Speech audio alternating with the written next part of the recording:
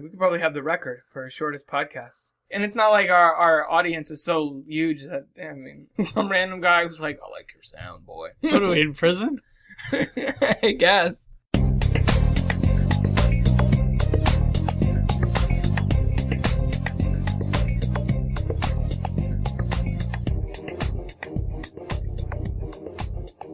Welcome to the Cookie Table Podcast. This is Rob. This is Freddy. So we're back for the second consecutive episode to talk about Daredevil. Because we're obsessed to the point where I'm wearing I have the Punisher side up right now. I'm wearing a Daredevil ski cap that I received in my loot crate. Of course, you can go on the Cookie Table YouTube channel to see my unboxing of that. So I guess we're pretty much going to start focus almost entirely on Daredevil, but I think we wanted to do a quick Gotham touch base on Gotham. Yes. I want to fondle Gotham for a second. Yeah, just grab a nipple and be like, "Hey, Gotham, you mine." You just yank it a little bit, and just to be like, "Hey," and then just tease them. We're not gonna go the full mile. We're just gonna tease them. Like second base. Is that second base? Just rub outside of the jeans. Just rub on the outside of the jeans. A little audio stimulation. A little over shirt nipple pulling. There you go. Maybe even a wet willy if they're into that. But that's all we're going. Gotham's a weird place. You don't know. That's into some freaky shit. Oh yeah, there's freaks over there. As we see every week. Yes. So you watched the most recent one, which aired last night as of this recording. Yes. With Nigma. Kind of you know what? And the funny thing is, I've been writing reviews of Gotham episodes since like the last few episodes of season 1 for ScreenRant.com. And I think this might be one of the only times where when I list the storylines, I usually go in order of prominence, which is the A story, and then sort of taper off from there. I feel like this is one of the only times that the Nigma story was like front and center. It's like, no, this was a Nigma episode. Yeah, that's the only time. Right? I mean, he's usually like side character or doing his own thing, but like never. The main story is like spotlight. Either Gordon. It's mainly Gordon. It's usually and Gordon. It's like Nigma, cutting up Doherty into pieces or Kringle. But he usually gets like a handful of scenes. Or it's usually Gordon facing off with, this week it's Mr. Freeze. This week it's, I don't know, other people. I forget. I'm blanking on everybody. Yeah, Scarecrow. Well, it was actually Scarecrow's dad, I guess, wasn't it? Yeah. But still. Yeah, but all that stuff. But this is the first time it's been like, Gordon's taking on Nigma. Yeah. Which is an interesting thing because we've watched his evolution since the first episode. Sort of. And it's been really a slow burn.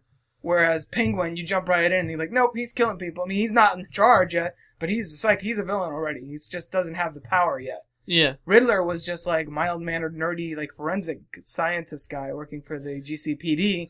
And then now he's like 2 seconds away from being like, riddle me this, riddle me that, basically. Yeah. Green question marks and all.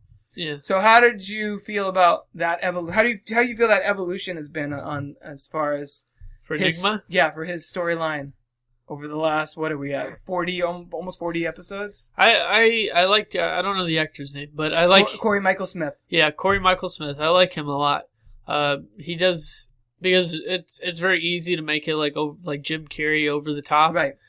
With that character, especially since he has voices and everything. It's kind of even the Gollum and Smeagol parts were a little silly sometimes. So to take it and have like a serious tone and be like, oh, this guy's batshit crazy, no pun intended because it's a Batman show.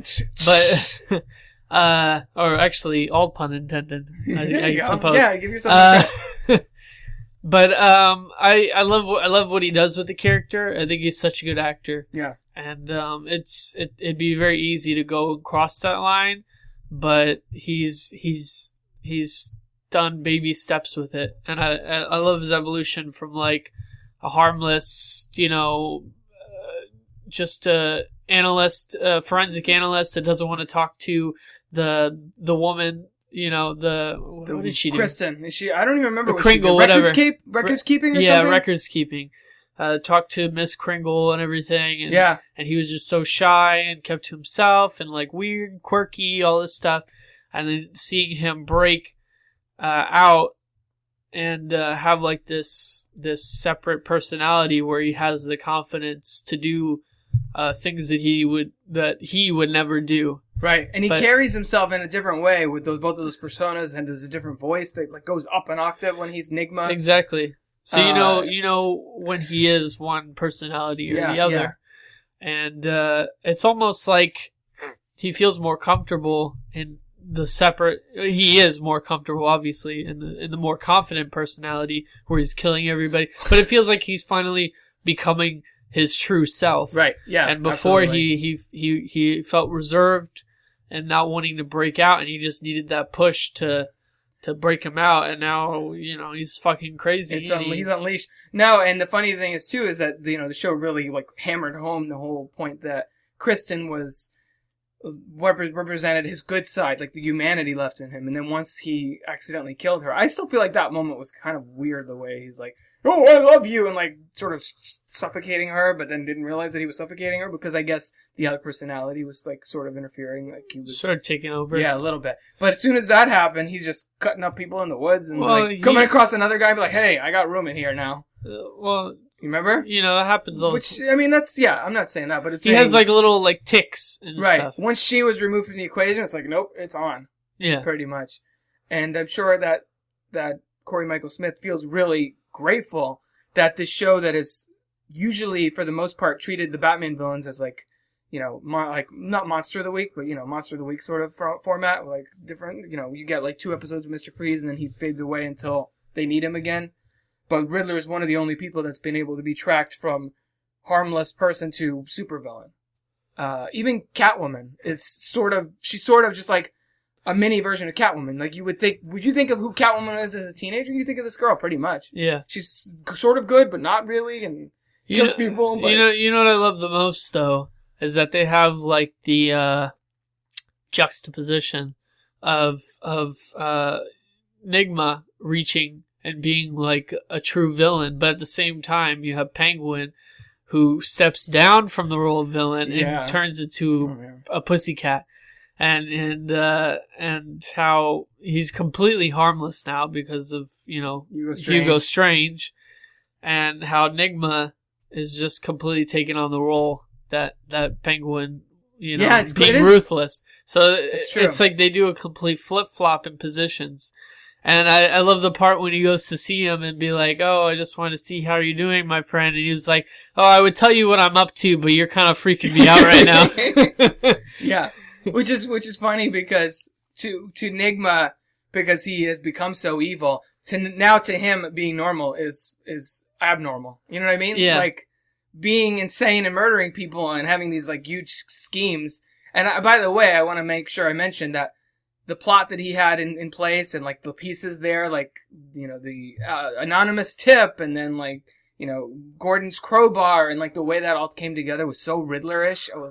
When that moment happened, yeah, I thought that was really well plotted out, and befitting of that character, and not fantastical at all. Like, come on, really? You're gonna stretch that far? Right. But it you saw his whole process. You saw how he did things. You saw the reasoning behind why he did. So. And if he's a paranoid schizophrenic, which seems to be what his situation is, it makes sense why he'd be like, this guy's out to get me. Meanwhile, Gordon's just like, I got other things to do. And he's like, oh, that's the game, Gordon? You think you can outsmart me? And like, Gordon doesn't give a shit about you, dude. I know. But okay, your arrogance is like at that level that you're like, he must be trying to trick me. Exactly. I think that's really cool too, and that's a clever way to play it. Actually, those two actors, I feel like when it comes to balancing, creating emotionally grounded characters, but then having them also get like so over the top where you're like, what the fuck am I watching? Those two guys pull out that balance perfectly. Yeah. Like when they go over the top, it's enjoyable, but not in like a so bad it's good type of way. Yeah. Some of those scenes in Arkham where the guy's like, where's my ice cream? I want my ice cream, blah, blah, blah. I'm like, they don't work for me. But he's crazy. I know, but the scene is all, I don't know, the scene is weird. It's like bizarre for the sake of being bizarre. Well, yeah, because he's a nut job, Obviously. So, that's why he's there. So that's why he freaks out about ice cream. And that's the whole test that Hugo Strange is trying to put him through. Well, yeah, of course. But some certain elements of the show are just over the top where it becomes silly. Yeah. But those two guys are over the top in a way that's not silly, that's actually becomes satisfying and feels true to the characters. You know, one thing I got from their interaction, it's almost like Enigma was like, oh, well, I don't like who you are right now. Sort of, yeah. Come back when you're back to who you were before. Pretty much, you know? Yeah. I wonder if at some level he's like, I would tell you, but I'm worried that you're gonna turn around and be like, this guy's up to something bad. You know, like he's almost can't trust him now. Yeah, exactly. And I hope we do get more of those two interacting, because that friendship, when that scene last night, I was thinking to myself, I would watch a show just with these guys, do a Gotham spinoff, like Gotham Knights, a buddy cop show. I would watch that, but like a buddy villain show. I would watch the shit out of that. Those guys are so great, the two of them, and they have great chemistry. And that they sort of stumbled on mid-season when the whole Galavan thing was going on. Yeah, so that was really cool. So what do you think of the Penguin storyline? Do you think, obviously he's not going to stay cured forever because he's supposed to be the Penguin. But do we think that Hugo Strange's procedure, the therapy, in air quotes, do we think it worked as well as Hugo Strange thinks it worked? Do you think Penguin is faking any of this? No, I don't think he's faking I don't think he is either, but... because he would have had some reaction. He wouldn't have even gone to go see Butch. Butch, I was gonna say Maloney. Butch Kilsine. I like how he held up his hand. He's like, look at my hand. He took my hand and shit. Yeah. That was funny. He wouldn't even gone to see him if he... Or he would have just gone there with a fucking knife and killed them both. Yeah. No, yeah. He wouldn't have done that. Because this is the guy last season that was just was frustrated with Fish Mooney or whatever, and would just kill a random person because he was pissed off. Yeah. Exactly. But of course it's not going to last forever. Right. But, I think that he's genuinely, feeling like that. And I think it's just only a matter of time before he ticks back into his old self. But I think it's going to be something drastic, though. I don't think it's going to be like, just time went by and now I'm back to normal. Did you see the promo at the end of the episode? Yeah. How they're gonna shoot the woman's trying to kill him? Yeah, it looks like the family. So we should say, first of all, for people that are listening and haven't seen the show, which I don't know why you'd be listening, we're spoiling the hell out of it. But oh yeah, spoilers, we got. You missed it a long time ago. But I thought it was sort of not necessarily the best storytelling, that he's at his mother's grave and Paul Rubens, better known as Pee Wee Herman, shows up. He's like, oh, I knew Gertrude a long time ago. He's like, wait, how old are you? I'm your father. I was like, wait, what? What just happened? This is how we're going about the first meeting, Gotham? Like, you couldn't come up with anything a little more. It's just like, it's a happenstance meeting. You think he's his father? I don't know. I think that's the question. I don't think that he is, just because well, first of all, just the timing. Mm-hmm. I think it's a test from Hugo Strange. Really? To see if he's really healed. And I think that he sent him in there on purpose to feel things out. And you realize, he waits for Penguin to finish saying things before he completes his sentence. Mm-hmm. Like, for instance, he was like, it's been how old are you? And he was like, 31. 31 years ago! You're my son! He waits for, I noticed that, because as soon as he came up, I was like, wait a minute. He's just this is popping up. Convenient. Yeah, because I figured where he was going with that from the moment he showed up. And I was like, wait a minute.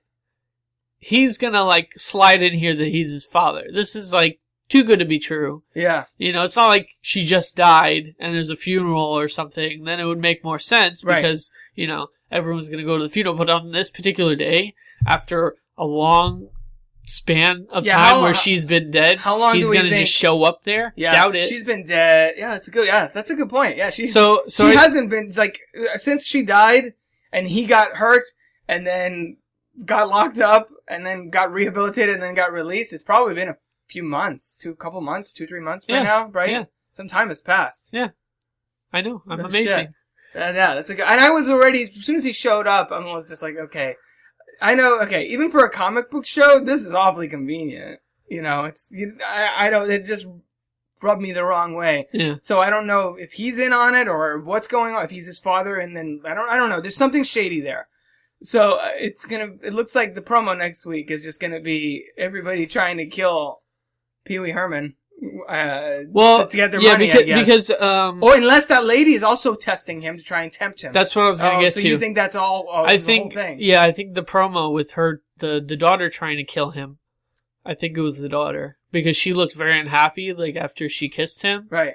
And I was like, okay, maybe she's, like, an actor, and she was, like, she was playing the role, and then she got out of the role, and then she was like, oh, God, I'm going through this. Or maybe it's because, like, this asshole father I don't like once I saw the promo. Right. And then I was like, oh, well, maybe this is another test from Hugo Strange to be like, okay, this woman's going to try and coerce him, try and have sex with him. This is supposed to be his stepsister, I guess, right? Yeah, his stepsister.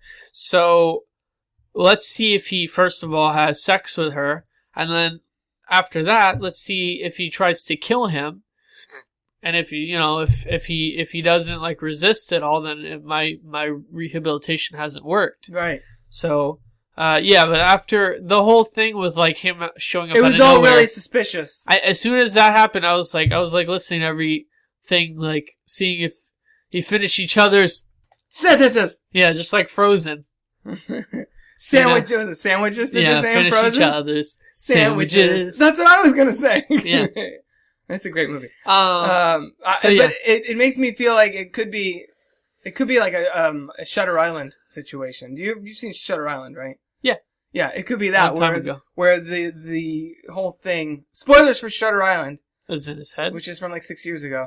No, but the whole thing in that movie is like this whole mystery that he's trying to solve, and this guy's his partner, but really it's his therapist, because the whole experience is a psychological test to see if Leonardo DiCaprio's character has been cured. Yeah. So it could be like a Shutter Island scenario for Penguin, is what you're suggesting. Yeah. That makes sense. I wonder what Hugo Strange's endgame is. Because he wouldn't just release him. You know what I mean? Yeah. Because the whole thing, he's like, I think he said like something like it's going to be a test or something, and we have to keep it close. I don't know. He said something like that we're not we're not done with Penguin though. We'll see how it goes or something like that. Do you think he's turned him into like a slave, like we saw in the first episode where we met Hugo Strange, that guy he suggested or something, and he cut his eyes out or whatever randomness? Do you think Hugo Strange is going to sort of trigger Penguin like a sleeper agent, like a Manchurian candidate kind of thing? Yeah, exactly. Yeah, like was it like the blue? It's like something like the blue flowers fall in the. It's like it's something with like colors or something like that, and then he turns and then he's like, trying to kill everybody. Yeah, I think that's what I was gonna say too. I think that he's just like taming him, so he can have like he's a weapon. As a weapon, so he can have use him in his team of villains. Right. And he's trying to see if that will work, so he can use it on other people, and so, eventually he'll have a whole bunch of people that are under his rule, because, he's not a good guy. Hugo Strange? Yeah, no, he's not a good guy at all. He doesn't care about him being sane. Yeah, he's trying to help people.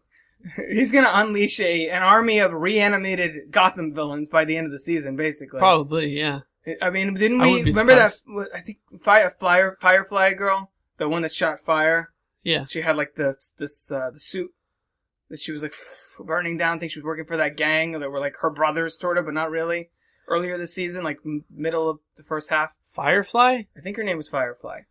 Okay, yeah. She's a friend of Kat's. I'm thinking like Joss Whedon. No, Firefly. not that Firefly. I thought you were talking about an actress on Firefly. Miranda Baccarin is on Firefly. Well, yeah, I know, but no, that's the only connection with that. No, Firefly, who was a friend of Selena's, and then she got burnt up. And then she got burnt up, and we heard, I think we heard a line of dialogue like the suit got fused to her body or something because she went on fire, and it like melded onto her or something. Yeah. And then she was taken to Indian Hill, so we might see her by the end of the season. Mr. Freeze, Jerome. Yeah, that was very Galavan, early this season, but yeah. Shimoni.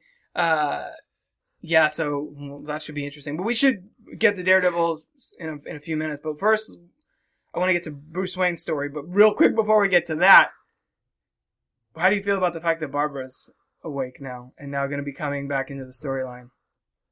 I mean, Owen is probably going to do the exact same thing to Barbara that he did to Penguin, right? I would think so. Well, I mean, I would think so. So she's just going to be part of the team. The way she woke up, she looked sort of like alarmed, and I worry if they're going to go with an amnesia storyline, because in the comic books, Barbara Keene is Gordon's wife and mother of Batgirl. So I wonder if they're going to try and redeem Barbara's character and like still by the end of the series have her end up with Jim Gordon and get married and have a kid and everything. Even though part of me is like, dude, she killed her own parents. Unless they retcon that. Be like, no, she didn't. It was this guy. And she's like, oh, it was all a mind trick. I fucked myself up. I'm good now. There's no way they could do that, though, without... They already did that. Looking ridiculous. You know what I mean? They already did that. Oh, that reversal. They already had it where we thought the ogre... Yeah, but they never said it. Yeah. No one ever said it. We just assumed because he was there.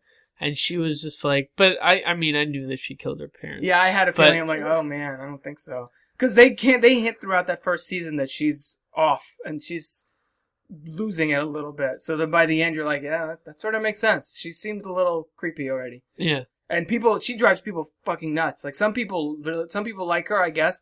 But for the most part, when I see people in comments on our Gotham articles, they're like, oh, I fucking hate this character. Get her off the show. Why? I don't like her either, though. I mean, I liked her a little bit when she was when she was embracing her evilness. Yeah. And she was sort of like a Harley Quinn stand-in for Jerome, at the charity ball, that episode where Jerome got stabbed. Yeah. But in general, I'm not a huge fan of Barbara. I don't know. She goes over the top in a way that I don't buy it. In a way that it takes me out of the show because it's not entertaining. It's more goofy. So I worry that they're going to try and redeem her character. She's barely even in it, though, that much. So True. It doesn't... I like to keep it that way, I guess is my point. Yeah. Nothing against the actress. The actress is actually, pretty talented and, she's attractive and all that. So you can't throw that line in there after you say she goes over the top. Well, she does. She's talented actress in certain scenes, but when she goes bad... You can't call somebody talented if they're just pretty. Well, no. When she goes over the top... Her parents are talented. When she goes over the top, it doesn't work for me. When the character was just like Gordon's fiance in season 1, she still wasn't particularly likable or interesting, but she handled that part well. Yeah. But it's when she goes over the top that I'm just like, okay, don't, whatever you're doing, please stop. And just like, take it down and go back into your coma or whatever. Yeah, she was there. That's pretty much. Sort of, yes. But now that she's gone to that place, I don't know if the show can really be like, no, we're going to rein that back in. We're going to make you like her again. First of all, I never really liked her. She was always sort of irritating. And secondly, you can't have a character. How do you redeem a character from murdering your own parents? Yeah. I keep saying this because I worry that they're going to try and switch it back around. And every episode when Gordon and Lee's relationship starts falling by the wayside, I'm like, oh, fuck. They're all trying to open that Barbara door again. I don't know. So I worry that that's going to happen, but we'll find out. I'm sure by the season's end, something will happen with her. Maybe she'll die, and then we won't have to worry about it. Well, we don't know if they're taking the conventional... Well, they're not. I mean, they're not really. They're changing a lot of things. I didn't think so. As they go along. So hopefully they'll change that. Because I do like Lee's character, Lee a lot, but more than Barbara. And I think she's actually is interesting. And she doesn't go like too big.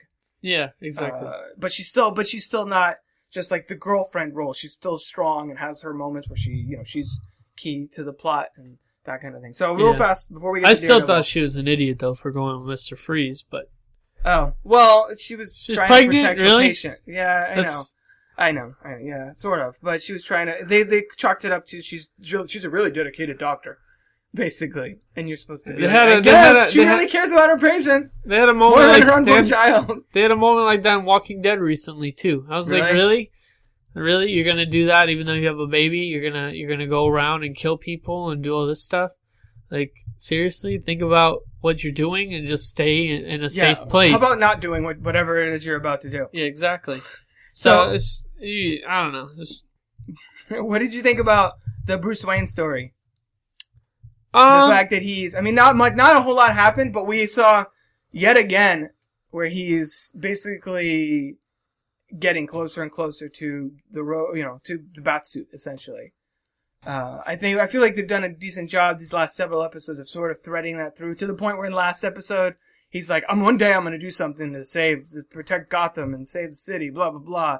And we're all like, you're going to wear a fucking suit! And be like, darkness, no parents. Yeah. I think he's starting to lose it a little bit too, though. But he's supposed to. I mean, Batman has never been the most put together a character. He's always a little unhinged. So that fits that character. I know. There's a difference between, going in, Enigma's side of crazy and Bruce's side of crazy. Bruce's side of crazy is, feeling sort of invincible. Like he can, the whole part where he said about, then in that moment I knew that he couldn't break me and that no one could, that kind of thing. And of course Selina's like, no one's unbreakable, Bruce. And I shouted to the TV, Bruce Willis is!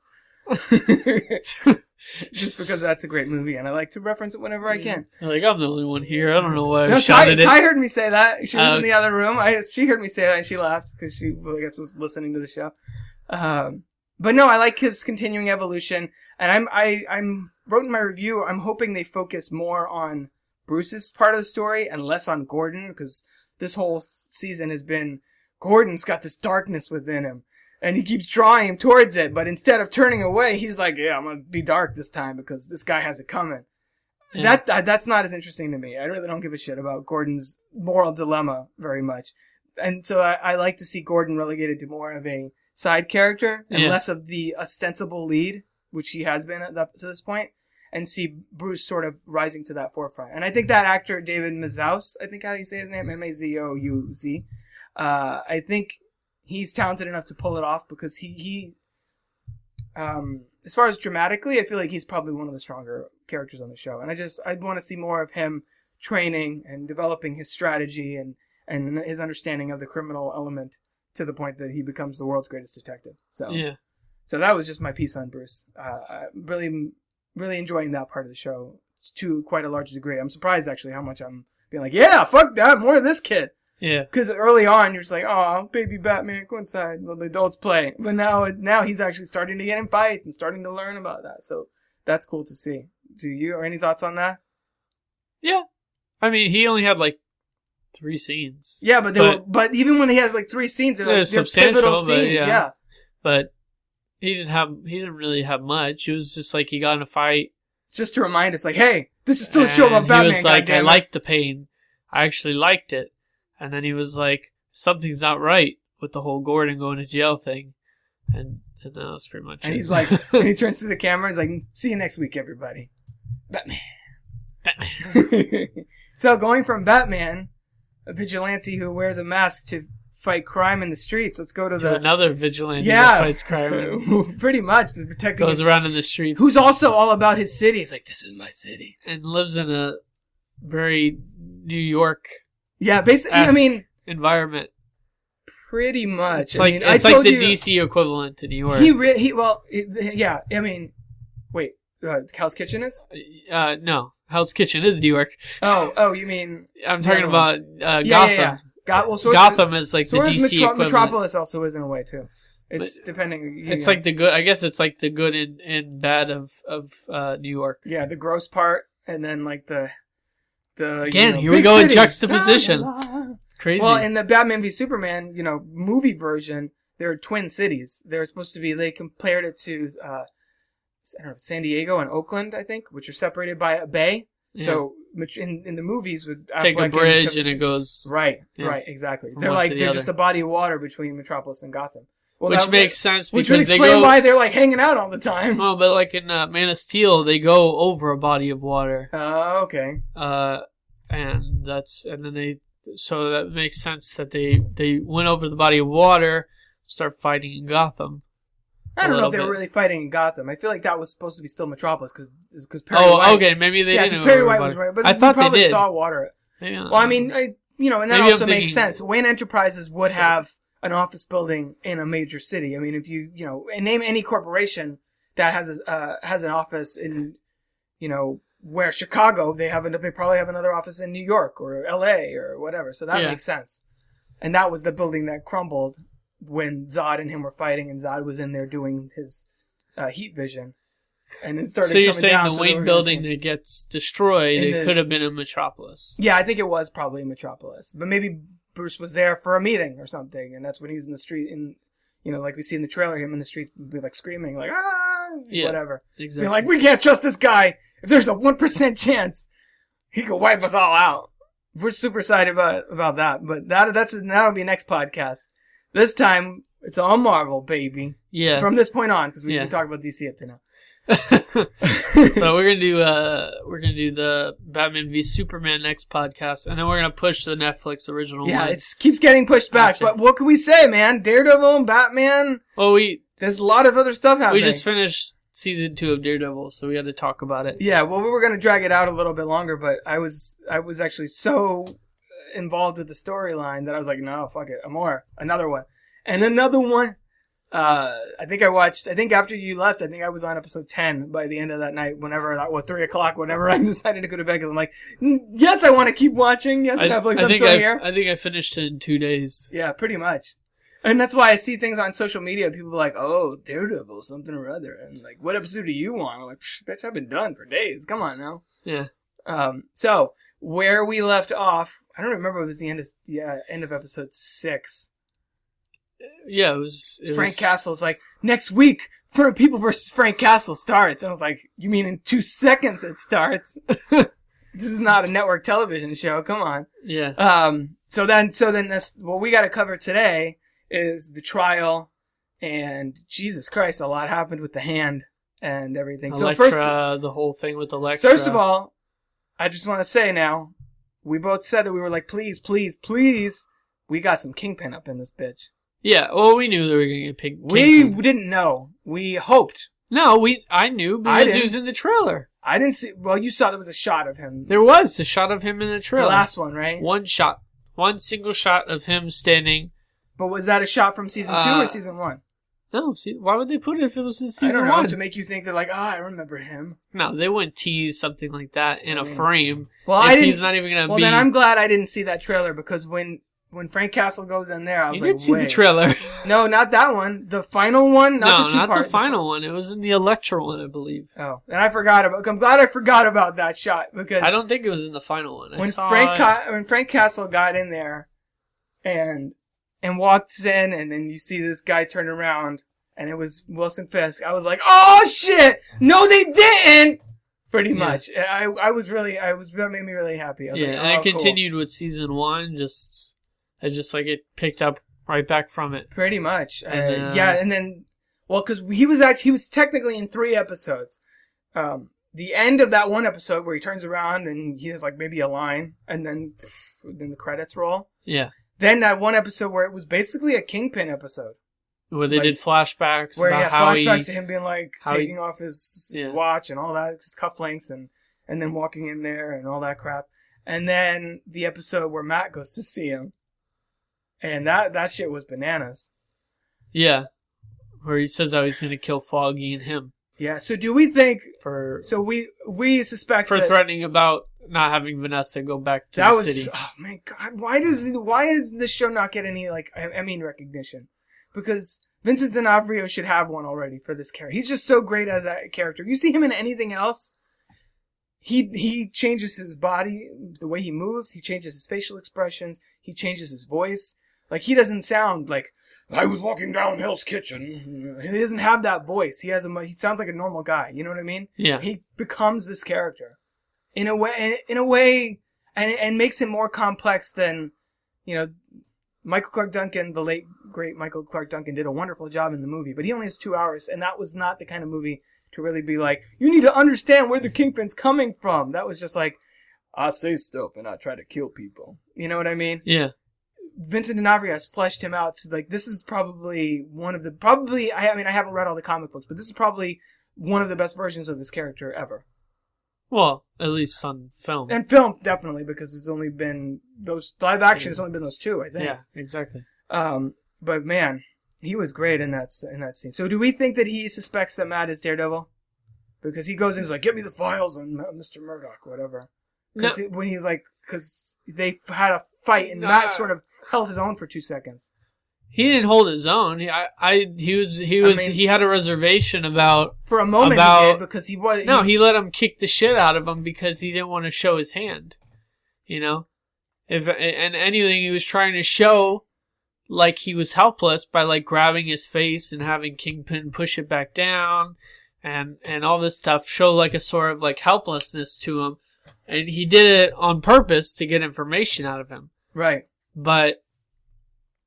I mean, did he go too far? Do we think? He needed the information to find out, to confirm whether or not he was involved in Frank Castle's escape.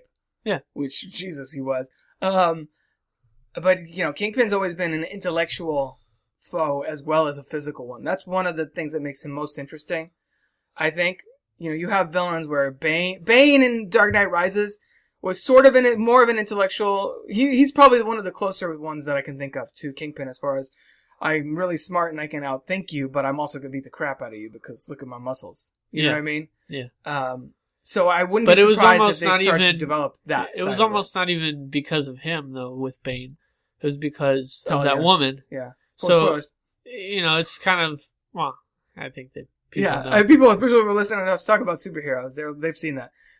But he was just like a rook of Talia, so I don't think that he was really on. I don't think he's on Wilson Fisk's level, just because everything that he did was. That's why I said he's one of the few, like at least in the movie versions that I've seen, that could even that has both elements in play. Because usually you get Lex Luthor and you're like, he's really smart, but Superman I don't think that he has that intellectual part as much as you think. Because who, Kingpin? No, Bane. No, I know what you're saying. Okay. I'm saying how Bane has both elements, not maybe to the same level that Kingpin does, but he has both elements. Whereas usually you're an intellectual threat or you're a physical threat. You're not usually 100% both. You know what I mean? Yeah. The Riddler is an intellectual threat. Yeah. Killer Croc is a physical threat. You know what I'm saying? Yeah. Or like Rhino from Spider-Man versus Dr. Octopus, who's actually both. But that's why he's one of the more beloved Spider-Man characters. And Kingpin has really become not only Matt Murdock's equal to the point that he probably actually, I don't know. It's going to be interesting to see what they do with that character because obviously they're going to try and bring him back for season 3. Oh, yeah, of course. And he'll probably get out at some point during that season. But I wouldn't be surprised if they start drawing us down the road of him figuring out that Matt Murdock and Daredevil are the same person. Well, I think that's why, he wants to know more about him because when he gets out, he wants to have a plan on what he should do. Right. To Foggy and him, and who's closest to them, and Karen's gonna be fucked then. What's their story? You know what I mean? Yeah. So, yeah. Before we got into anything else, I just wanted to delve into the Kingpin stuff, just because I was like, oh my god, awesome! And they use him perfectly, where he's in. Like 1.5 episodes, whatever, does his thing, and then he goes back to phasing away and be like, I'm in here because I want to be in here. So when I come out, I rule this shit, and I don't have to deal with all these other people that are trying to, stumble over each other for control of Hell's Kitchen. Plus, the way he has the setup he's got in prison is pretty sweet. Nobody fucks with him. He's eating steak dinners with wine and shit, and everybody's under his control. Yeah. So why would he want to leave that unless he knows he can have that same level of control on the outside? Yeah. And if you're going to speak about Wilson Fisk, you have to talk about how he used the Punisher to kill that guy. Yep, that's a good segue into the Punisher storyline. And that fight scene with the Punisher and those, 30 guards. Holy crap, right? Or prisoners, I mean. And he has... Was it just a shiv? Just a shiv knife. And he's just getting people up under their jaw and on the side of their head. Slitting their throats. The violence here was much more brutal than the first. Even than more than the first season. Well, that particular scene, especially. The Punisher stuff, especially, yeah. Well, that particular scene, though, especially because all he has is a knife. He's in prison. It's the Punisher. He doesn't have to worry about. He's in small confined spaces against 30 people. he's gonna go and attack him like an animal. Well, especially not only 30 people, 30 criminals that he knows, like that. He's in that there are with, very strong. He's in there with like the worst people. Like to quote Amanda Waller from the Suicide Squad trailer, he's in there with the worst of the worst. Yeah, he's in there with like murderers and rapists and drug runners and blah blah blah. So he's got no remorse. It's that what is that line from Sin City? I'm just referencing a bunch of comic book things today. But Marv is like, I love hitmen. No matter what you do to them, you don't feel bad. It's like that kind of thing. Yeah. Where the Punisher's like, all right, 30 people, and kill all of you, because he doesn't have remorse in general. I mean, but when he kills people when like he kills that, people, exactly. When he kills people that deserve it. Yeah. If it was cops attacking him, he might not be like breaking necks and shit. Yeah, because that's why he doesn't even bother fighting the guards that go over there. He's like, I'm not gonna fight you guys. You guys, even doing though your jobs. You get in my way and he'll punch you and knock you out, whatever. But he's not gonna like stab things in your freaking head. I don't know if he necessarily knows that they're under his payroll right at that moment, but even if he did, I don't think he would kill them just because they are dirty paid off cops. Yeah, he might. I don't know. Maybe. I think he tends to go more for the murderer or rapists people. Right. Not the I took money from this guy to just give him a steak dinner and wine. You know what I mean? Right.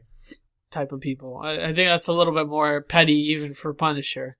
He may go to extreme, but I don't think he would go to extreme on his preferences of killing people. What did you and I love that moment at the end of that sequence with Wilson Fisk sort of like standing there with his hands behind his back, I think, just sort of looming over the whole thing. I was like, oh my god, that's a great reveal where he's just standing there and has this whole exchange with him where he's like, good luck or whatever, and like that's him being like, yeah, he's like, god, so next awesome. time we see each other, you're gonna regret it, or it's not that gonna be good, or something man, like that. So great. And which, in the comic books, everybody knows they also have a feud, Punisher and Kingpin. Makes so sense. It naturally makes sense that they would make it in the TV show as well. Well, Kingpin is one of those villains that is looms so large in the New York streets, and since so much of the Marvel universe is set in New York, like he crosses paths with Daredevil and Punisher and Spider-Man and all that.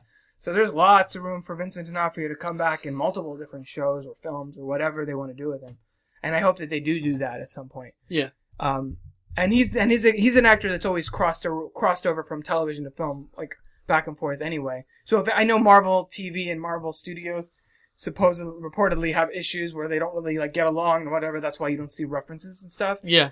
But if they're gonna like put that shit aside for any character, it would be Fisk. Yeah. It would be Kingpin. But because he fits perfectly in any of that. Yeah, so the whole thing is that, Punisher goes on trial, and the whole thing is that they're just trying to shorten his sentence. They know he's gonna get jail time, obviously, because he killed so many people. Even though they're bad, he still killed people. It's against the law. So I've heard. And story, yeah. Yeah, well, maybe for you.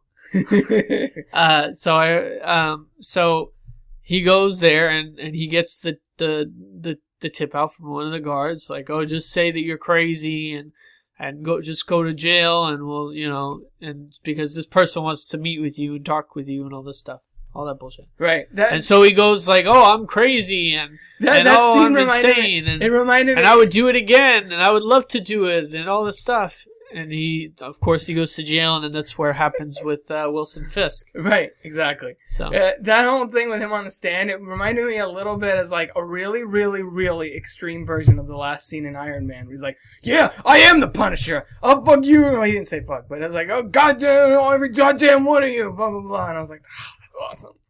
Yeah. Like on one level, you're like, oh god. On one level, you're sort of scared of the. Yeah, you're like on one level. Okay, there's 3 levels then, I guess. On one level, you're like, oh no, why did he say that asshole? On one level, you're like, fuck yeah, you are. Say that shit. And on one level, you're like, wow, this guy's fucking crazy. It's multiple. Yeah, but it's a complex. And he was acting crazy though. I don't think he was actually. He's not. Like, no. He's not seriously saying I'm gonna kill every motherfucking one. Right. Oh yeah, motherfucking whatever you are. Well, saying in that moment, we don't know for sure what's going on. Yeah. They set it up where you could see that one of the cops looks at him, and you're like, oh, something's gonna happen that's not supposed to happen. Well, yeah, Matt Murdock, or he notices Matt sensed it too. Yeah. Yeah, he sensed it because he noticed the look. They did and the whole like whisper in his ear and everything. They did a good job with this. I think they did it more this season in a way because I feel like I don't know, for some reason this season felt more active to me. Maybe because there were more moving parts. Yeah, definitely. I think they did a really good job. Did what though? I'm about to say it. They did a good job. Just tell me. Establishing his powers, like. How's he able to do that? He's like, oh, I can hear this person coming here. And like, the whole thing with the hand, and we'll get to that after we're done with the Punisher section, of tracking he can't track their footsteps because they're too quiet, so he tracks their weapons, and at a certain point he then can't track that, so he tracks their breath. Yeah. Teaches him. Because eventually they have to take a breath. Right, exactly, when they exhale. And that's a great moment with Stick. They did a good job establishing that without doing like the movie did, just going into like this radar mode every 2 seconds. Because that would get old after. I don't know if they. There definitely was a lot more fighting in this season, right? Because you have Elektra, Punisher, Daredevil. They're all fight a lot stick. more moving parts. That's what I'm saying. Yeah. So there's a lot more fighting. Every episode had major action set pieces. But as far as using his abilities, I think there was about the same. Just because, if anything, you maybe a little bit more in the first season because they're trying to establish the grounds for his abilities, and you saw one part where he's like, oh, what does it look like? It looks like a fiery chasm from whence it came. Not his words, it's mine, but it's still it's Gandalf's words. It's Gandalf's words, yeah. But no, actually it's Elrond's words. Yeah, Elrond's my bad. words. Sorry, Lord of the Rings fans. But it looked like like a reddish hue. That's in the first season. That's what it looked like. And they showed a brief. Not a grief. Like, oh, it's so red. Yeah, but a brief glimpse of like how he sees in all these reddish hues, right? And so reddish orange stuff. But so I think they did a little bit more in the first season, and the second season they integrated it more subtly. Yeah, they did. Yeah, where they just like. Where you kind of see him move his ear. Yeah, they explain just a line of dialogue. Just like someone coming up the stairs, whatever, things like that. Yeah, like they do. Yeah, they do like the close up to him and his ear without really spoon feeding us and being like, "We get it. He's got powers. Continue. Don't worry about it." And they acknowledge it so that it doesn't come off as, so that you're not like, "Wait a minute, how did you know that?" They acknowledge it so that you buy into that. But they don't beat you over the head with because he has powers, guys. I'm like, because they assume like. You've seen the right. It's like in the first season is an origin story. You're like, he's got these powers, and the second one, it's just a natural evolution of that. And story, you can take sort of shortcuts with that element of the writing because if people know it. Yeah. So the Punisher stuff was really, really cool. I continue to enjoy. I mentioned on the last episode, I continue to enjoy the interactions with him and Karen, and I feel like that relationship really humanized him in a lot of ways.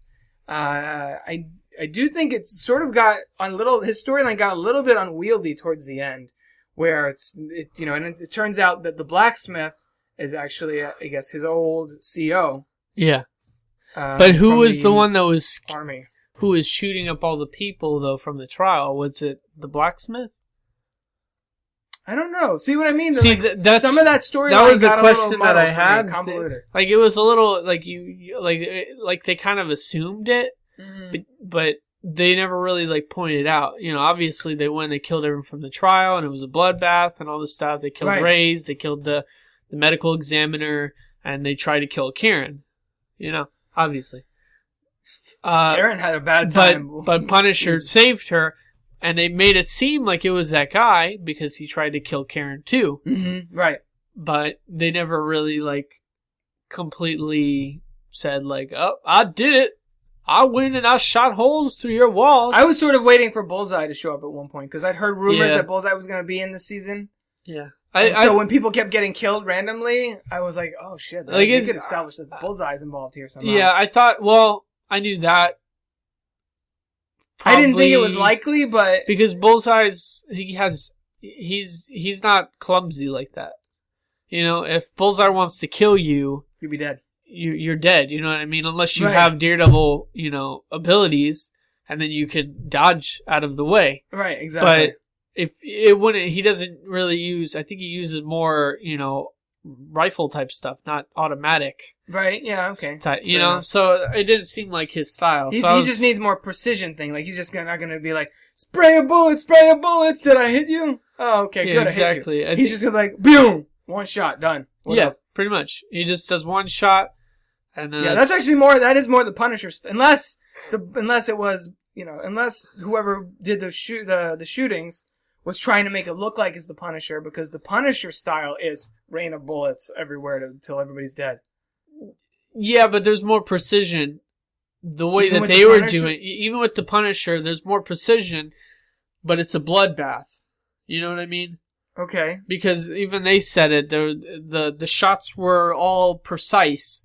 They were all in like triangles, like you know, like the triangle on the chest. It was like, oh, this one, and this one, and this one. They were all like the same.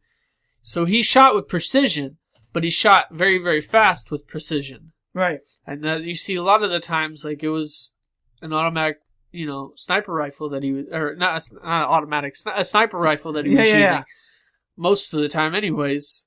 Oh, and he even said that to Karen. He's like, do you know what a, you know, whatever sniper is? And she's like, no. He's like, you're looking at one, that kind of thing. Yeah, he uses, for the most part, sniper rifles. Oh, and they established that, and then at the end, he saves He doesn't Daredevil. just shoot, like, wildly. At the end of the season, he saves Daredevil from Nobu. Isn't that what he saved him from Nobu, right? Well, he doesn't shoot Nobu. But he shoots the other guy. The ninjas of the hand. Right, okay. And for him to get to Nobu. Right. And then he, you know, tosses him off the building. We'll get to that. Yeah. But, though that's how Karen knew it doesn't really seem like his style because one, he's killing innocent people. He wouldn't just kill. I mean, even though they had their hand and they were dirty, and they accepted bribes, he's not going to kill people because of that. And also because it was a slaughter fest. You know, it was just a bunch of bullets just being thrown everywhere. Right. You know, so Karen knew it wasn't him. But I think like that little hut, or what is it, like a little shack or shelter where it has all like the gear and stuff. I think that's gonna be like his new like secret place to go to and stock up on bullets and get all this stuff. And you got like he was looking at the vest for a while there. Yeah, and as soon as I saw the vest, I'm like, oh, I see an outline there that you paint that white.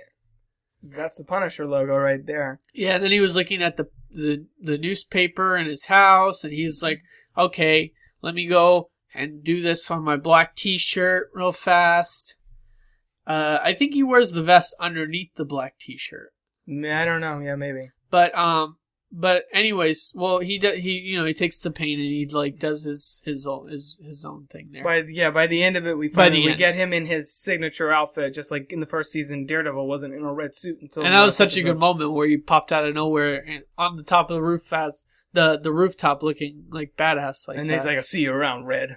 Yeah. Like, oh, nice. Which he calls him in the comic. Well, I already said that in the last. Yeah, comic I think book. he did. Yeah. But yeah, so we went to Wilson Fisk. We went to the Punisher. So wait, before we wrap up the Punisher, so now after stupid question, after this season, are you like, if they announce a Punisher show, are you gonna be like, fuck yeah? Or are you gonna be like, really? What did I say on the last episode? Like, did they convince you anymore that this character can handle his own show?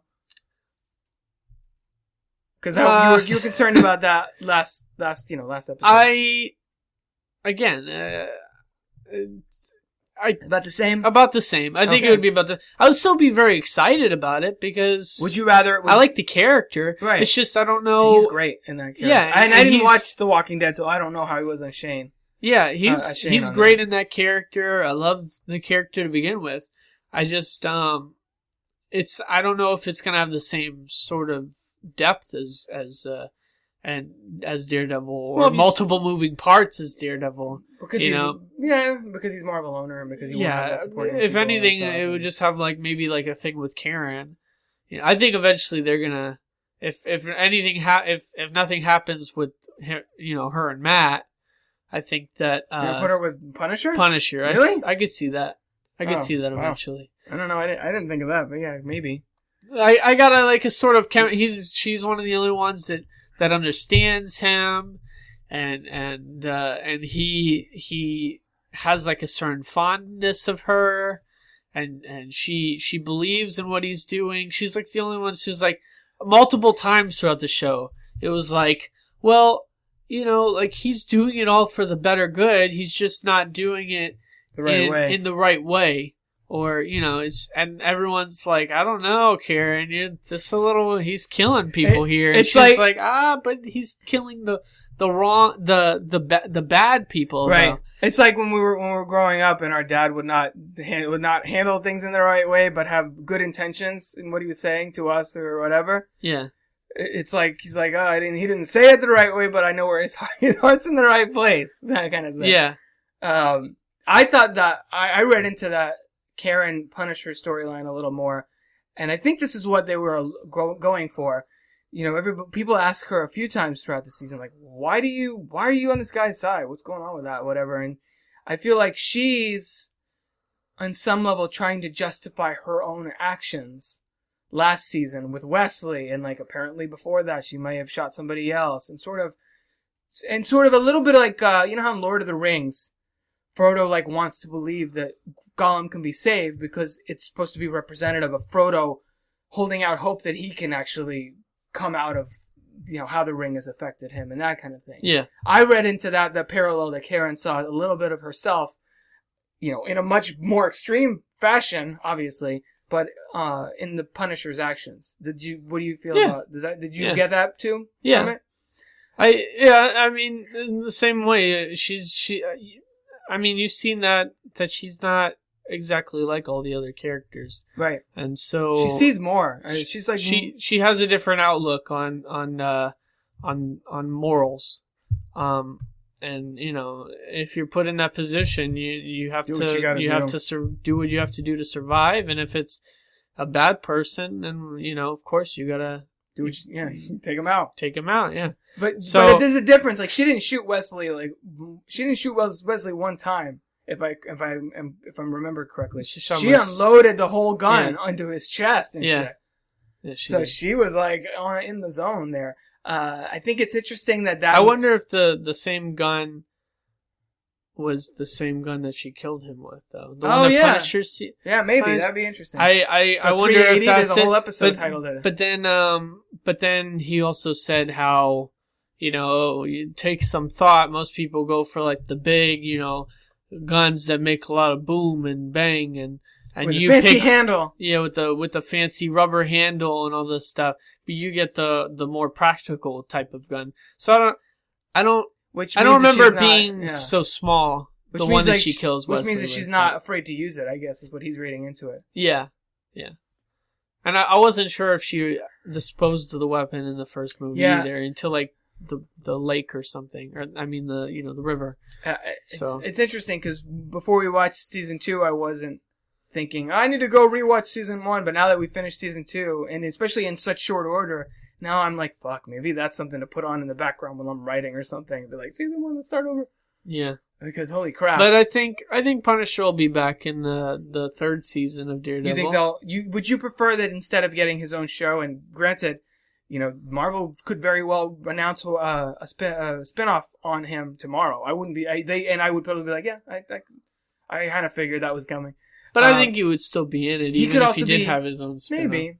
Well, I mean, Luke Cage was on Jessica Jones, and they had his show was already announced. But they decided to bring him in there first. Yeah. They could easily decide. No, I'm saying that they could do both, though. Right, yeah. Well, I'm sure Jessica Jones season 2, Luke Cage might show up at some point. They have a very strong connection, and they end up, getting married and everything in the comic books. But I could see Punisher in addition to getting his own show, being sort of a floating character, and be like, he shows up in Daredevil, and then he shows up over here, and then he shows up over here. Like, he's not necessarily limited because they're all set in the same city. Yeah. Which is a fact that they took advantage of really well in this season of Daredevil, where you had a couple of mentions of Jessica Jones. You had Carrie Ann Moss as Hogarth showing up in the finale. Yeah. where, Marcy said that she could get Foggy a job, and I think it was the finale. It was the second to last. One before, second to last, maybe. Yeah, maybe that one. And, you just assume, okay, there's like a bazillion firms in New York, which could be anything, whatever. Yeah. And then when he sits down with her for a job interview, I was like, oh my God, of course it is, because we know a lawyer on the other show. Yeah. That makes perfect sense. Yeah. And so they did it when it made sense, instead of like shoehorning it in, acknowledging, like sort of how they did in Daredevil season 1 with the Avengers stuff, or like, oh, the guy in the metal suit, or like the guy with the shield, or whatever. That was I think that was more though because the stuff in New York just happened not that long ago. So of course they're going to be talking about it. But it's also to bridge the gap. It's also like people that love those movies coming to the show, being like, "Hey, we're sitting in the same world. It's all good." Yeah. But now that that's happened, there were hardly any references to that in Jessica Jones or Daredevil season 2, because they're like, "Fuck you, we're good now." Yeah, people love our stuff, so kiss my ass, movies. Yeah. But let's go back to Karen, because I thought she was an interesting character here this season, even more so than last season. I thought she was really compelling last season too. It's been an interesting evolution for her from helpless victim to, or we thought helpless victim, to, working at Nelson and Murdoch, sort of a love interest for Foggy, but then sort of a love interest for Matt. And then now she's just transitioned into, she's basically a journalist working in Ben Urich's old office.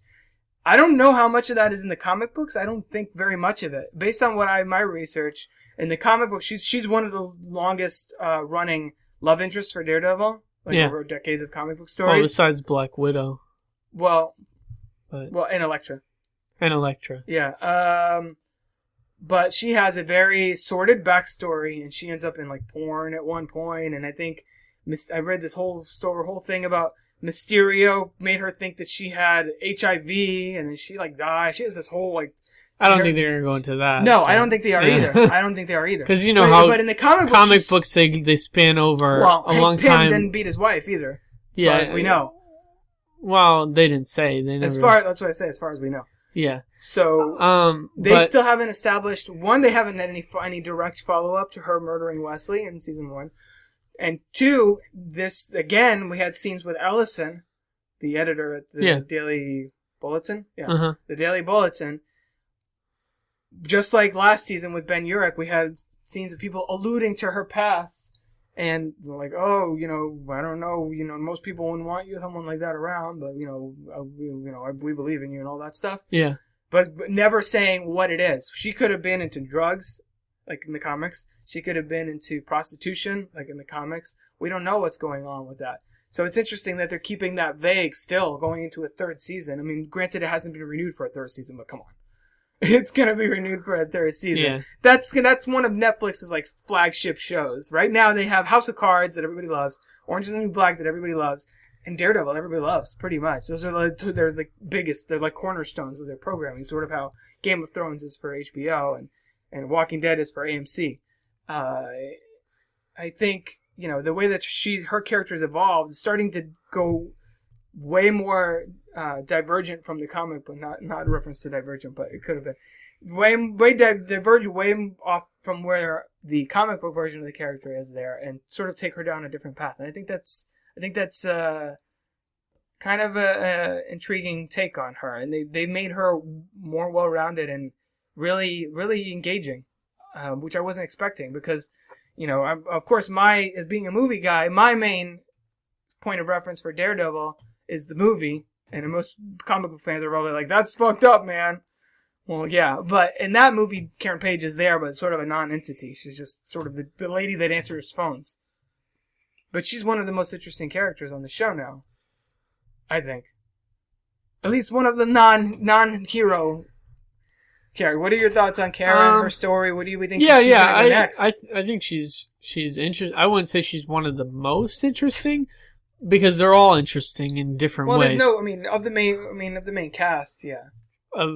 Maybe of the yeah, okay. I'd say she's evolved one of the most ways. Yeah. Where do you think her story is going to go next? And what do you think her reaction is going to be when Matt says at the end of the season that he's Daredevil? I'm surprised she hasn't been suspecting that yet.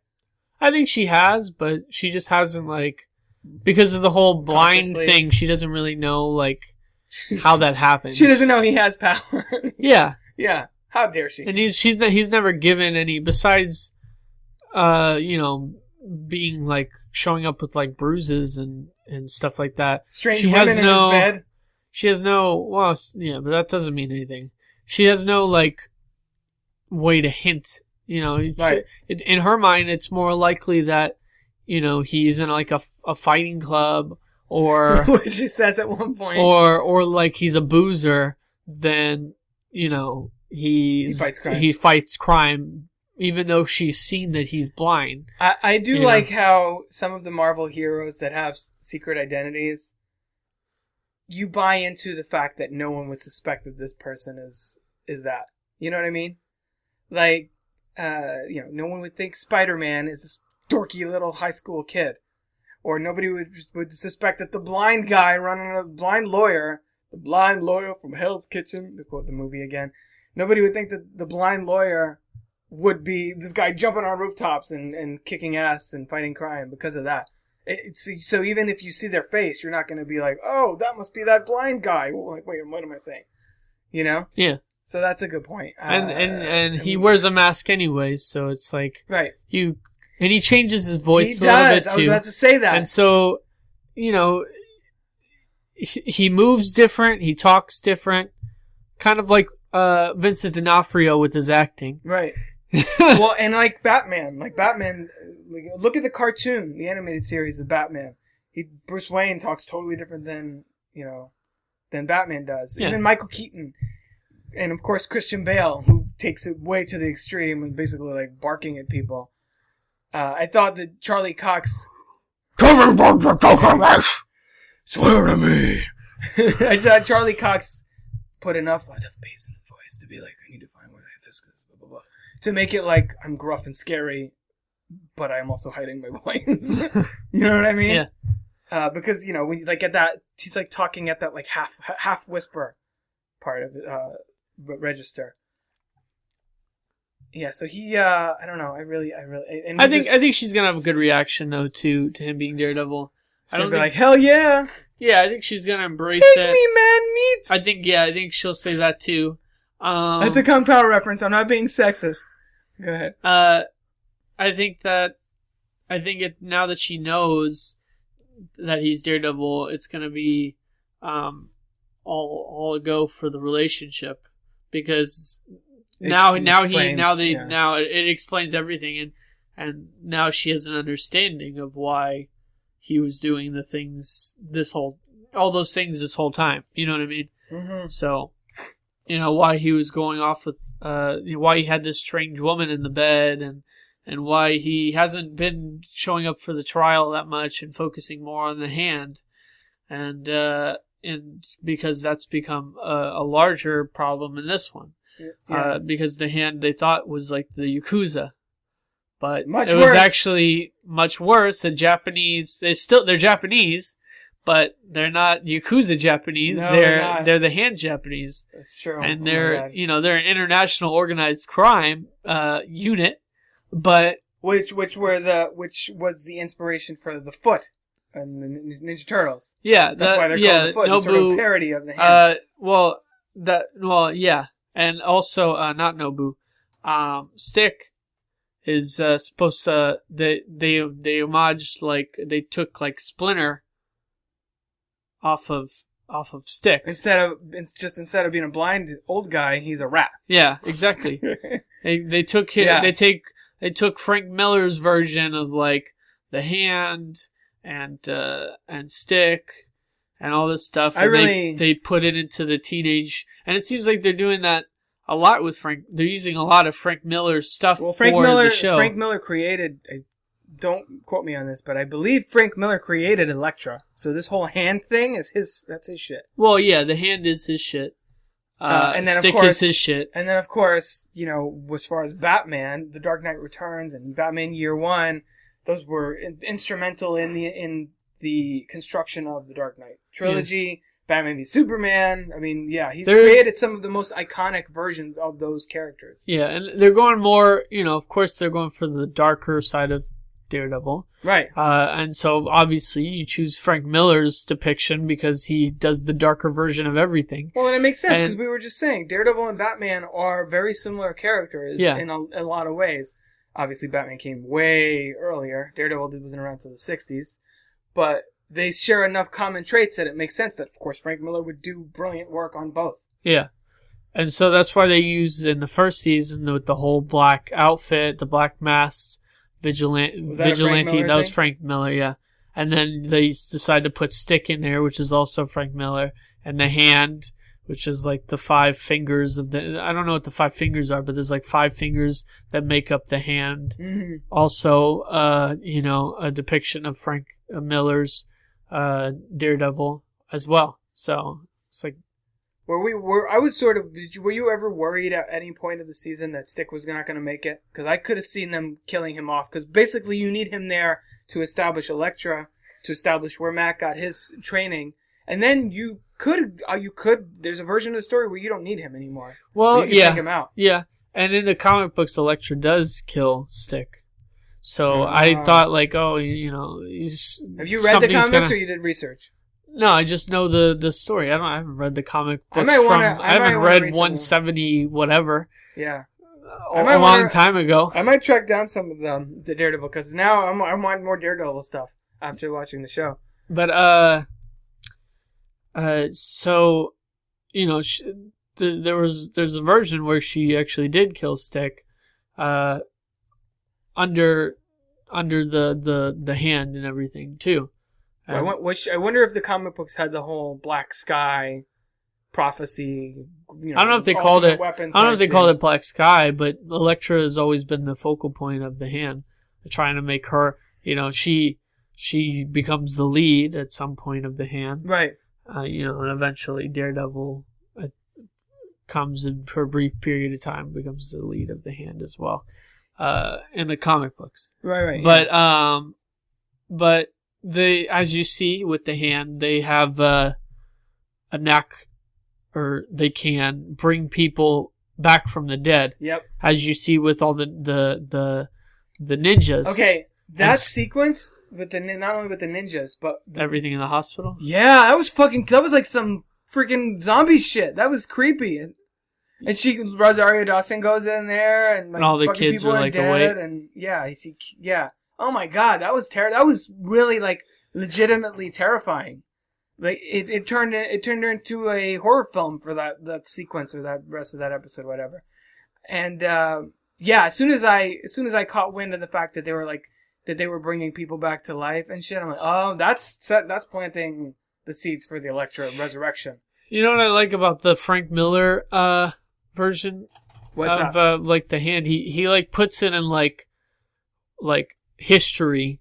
He plants the hand in history, and then he builds off of history, saying like in ancient Japan, ninjutsu came to be, and then the jujitsu people turned into the hand, and then it's like this secret organization of ninjas that go. So it starts with something real that happened with ninjas and learning the power to overcome mind and body and all this stuff, but then also extends it to be like, well, they're an organized crime division, and they've been, together like this for like years, and they're very proficient at resurrecting people after they've been dead. That's why he couldn't. That's why they were all like cut open.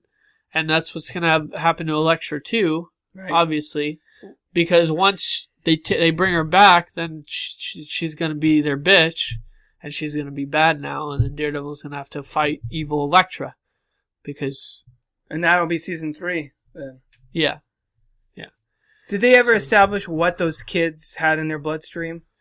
It's probably some like ancient. I don't really know exactly. Yeah, I feel like some like ancient. It's ancient something. So I feel like certain elements of the story, like they try to take on so much that certain like details like that or little sub plot points kind of got lost in the shuffle. Well, here's the thing. They had like plot points like that in the first one that you were like, what the fuck? But then they brought it in the second one, and then it made a little bit more sense. So they make more sense as the seasons go on. Right. Maybe what they did is that they siphoned out all their blood into that, like that whole cremation jar thing. At the end of the season that we see at the end with Elektra too? Yeah, they put her back in that too. But I think what they do, that's like some ancient relic that turns, whatever's in it into like something that they can control. So it's sort of like the so Batman they take version. their blood. It's like the Lazarus pits in Batman, where like it brings you back to life. Yeah. So they take their blood, they put it into this jar, then they drain the body completely, put the blood back in with the ancient blood now in it. They're their bitches now, just like Elektra's gonna be. They put her in there because it's just one person too. Right. She's the Black Sky. She's their bitch now. You know what I mean? And it makes it. I don't know if Nobu did it on purpose, but it would make a lot of sense that he would kill her. I think he maybe tried to do it on purpose, so Daredevil would think he's dead. She's dead. Then they just extract her body, put her in the thing. Boom. Nobody saw her grave emptied out, right? That we just saw it. We just saw that shot to be like, guess what? It ain't over. And then exactly. It was just an overshot of the grave. Yeah. Okay, so nobody. I think there were like two grave diggers like dead on the floor. So Daredevil didn't see it or anything. Nobody saw it, but us. It was just Yeah. I mean, you might see that later. Right. Well, yeah. I mean, whatever. that's another thing. So a couple brief characters I want to touch on. So Claire Temple showed up here. I feel like she was in this one less than last season. Does that sound accurate? Was she in I feel like she was in maybe 5 or something episodes last season, and here she was in maybe 3 or something. But she got fired, or quit rather, because of all this shady shit going on in the hospital. Yeah. Do you think she's now going to be like, well, I'm just going to stay in my apartment and the superheroes will have to find me there so I can fix them? Because that's apparently her thing. Or do you think she's just going to get a job at another hospital? I think she's going to get a job at another hospital because she needs to pay rent. So, like, it would be funny if Luke Cage gets hurt and he goes to Metro General and he's like, where's Claire Temple? And they're like, she doesn't work here anymore. Like, fuck. Like, she works over here. And he's like, she's going to be charging the superheroes to fix them up. Maybe it'll be like Jump Street. And, like, she's not working at that hospital. She's working across the street at the other hospital that they moved, they opened up across the street. Yeah. I love Rosario Dawson. I've said this to you many times. And pretty much everything I've ever seen her in. She adds a lot. She's the one that comes in and even more so than Foggy and Karen sort of calls him out on his bullshit. Like, she's in a lot of ways his conscience. Yeah. And because she is not, she hasn't known him forever, she's a little more objective.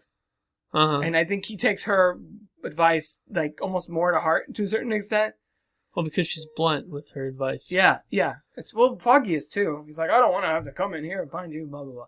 A lot of people don't like Foggy, I'm seeing from social media. How do you feel about his character? Yeah, but I think she understands him a little bit more than Foggy does. Maybe. Foggy doesn't understand why he does the things that he does. That's true. And Foggy doesn't... He just wants him to stop it. Not understanding his motivation. But Claire knows that he can't stop it. She knows what kind of person he is. And she likes helping people too, so she understands. And so, but she sees what happens to him and sees what, sees that he needs to step away a little bit too. So she has no problem. I feel like maybe she just understands him a little bit more than everyone else. Just because I don't know, maybe he's just gotten closer with her. He's opened up to her more or something. I'm surprised that something hasn't happened. The whole happened. Daredevil thing. I'm surprised that something really, they sort of toyed with this idea in season 1, but I'm surprised that nothing romantic has happened with the two of them yet, or at least like they haven't moved forward with that at all. I think that's like Luke Cage's piece right there. But Jessica Jones is without the being ultimate piece, sexist. I guess. Yeah, I know. But just so maybe in Luke Cage, because at this point she's essentially the up for grabs from any superhero. No, not that. You're making it sound terrible. Rosario Dawson, if you're listening, oh my god, wouldn't you imagine if Rosario Dawson was listening? We love you. Please come back for more shows. No, she's the connective tissue. She's the one that lets us know, like, oh, shit, you were just in the other show with the other guy. Yeah. So you know she's going to be in Luke Cage. Even if it's one episode, she's going to be in Luke Cage, and she'll probably be in Iron Fist, and she'll probably be in The Defenders. And she's the Coulson, basically. I'm saying it. Well, Claire Temple is the Agent Phil Coulson of I don't know if he's going to be in Iron Fist. I don't... They're not going to put her in 3 out of the 4 shows. They're going to keep her around for each one, and then... Maybe they'll kill her off in The Defenders and then bring her back to life. Well, I wouldn't be surprised if Luke Cage was in Iron Fist and then... Oh, well, Luke Cage will definitely Luke Cage invites her to... His lady? Yeah. Invites, Claire to help Iron Fist out with when Iron Fist gets hurt. When he gets hurt. And stuff, yeah. I don't know. But I don't see Iron Fist being like, I need to go check out this lady, Claire. Out of nowhere. Well, all I said is she'll make an appearance. I didn't say how she's going to make an appearance. I wouldn't be, yeah. She's the Agent Coulson. I wouldn't rule it out. We saw your girl in here. You called it. We saw Madame Gao. Oh, yeah, I knew I called a lot of the things in this show. You did? Did you just read spoilers? I didn't read anything. I read spoilers 2 hours after it came out. Well, some people could have posted reviews. Some people posted 5 hours Some critics posted reviews, like, early, and they're like, here's our thoughts. It comes live on Friday, just like non-spoiler, but still. Well, no. I just knew I figured where it was going to go. I was like, oh, they're going to... Very briefly, we got because I figured they were going to try and connect the dots. So I was like, oh, they're going to end up taking the case for the Punisher, and Madame Gao was in it, and she was, in that whole sequence. She's not part of the Hand, but at least I don't think that she is. No, she's not. Yeah, she's a completely. That's a completely different. Whether the show comes back in season 3, and be like, she is the Hand, bitches. That's. I mean, we don't know, but at this point, I don't think, because Nobu and her were 2 separate things. Right. But I knew she was gonna come back though. They had to reprise at least one. At least have one scene with her. I do feel. I wonder if. You know how we're saying that season 1 had some unanswered questions, and season 2 maybe didn't solve or answer them, but just reminded us, hey, we didn't forget about Madame Gao. We didn't forget about this thing. I wonder if season 3 will, in some respects, sort of mark a culmination of everything from season 1 and everything from season 2 sort of coming together into season 3. I mean, and then some new elements, I'm sure. I guarantee you, Bullseye will make an appearance in season 3. Yeah. Just because he's such one of the more popular Daredevil characters. Yeah. And I mean, from what I've heard, he almost made it into season 2, and then they were like, "Yeah, that's too much. We got too much shit going on." You think he'll have a yellow costume and stuff? I don't know how much they'll go with it, because they'll give him some kind of costume, though. I mean, if we have Deadpool running around in his Deadpool costume, they'll give Bullseye some kind of costume. I don't know if it'll be the comic book version, but I don't necessarily think it'll be like a tattoo of a bullseye on his head with a leather jacket. I still think that when that cop got shot in the first season, it was from him. Yeah. I remember that. And I think maybe he could be under Kingpin's pay. Yeah. Well, I mean, he could be just for hire, but I think maybe Kingpin at least hired him to do that specific job. Right. So we'll see how it goes down. Yeah. Interesting. But I thought Stone was going to be in this again too, because he was in the first season. And how much was he in the first season? Not very much. Just for 2 seconds. Yeah, just establishing. Remember when episode Stick, one where he comes into it. Right. We get the end of the episode with Matt as a boy. Yeah, and at the end of the episode, he goes and he meets up with this big bulky guy and talks with him about Matt. Yeah, that's Stone. And so I thought maybe they would have him more in this season.